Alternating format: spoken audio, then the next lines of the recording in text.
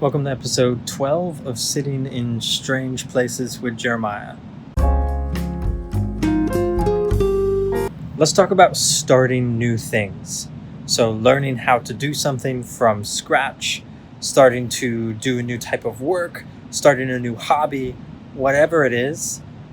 Throughout life, you're going to encounter the opportunity to start something absolutely new, or you're going to be forced or you're going to have to start something completely from scratch that you've never done before, that you have no experience with, that you have no practice with. One thing that I wish somebody had talked about earlier with me, and that I'm still trying to grasp and still wrestling with as I move forward in life, is that no matter what it is that you start from scratch, you're going to suck.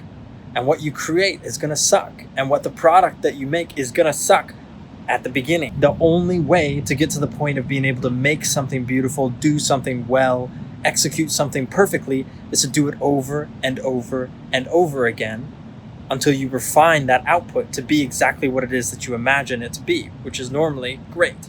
So when you start out, when you start creating something for the first time, when you start executing something for the first time and everything sucks, does that mean you suck? Does that mean you shouldn't do the thing that you're trying to accomplish?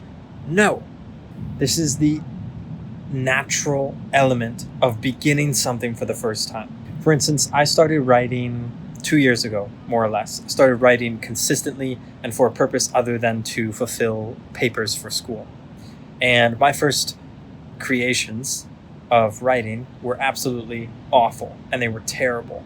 And if I had let myself dwell on just what I was creating in that moment and not what I saw that I could create with more time and more consistency, then I would have stopped right there.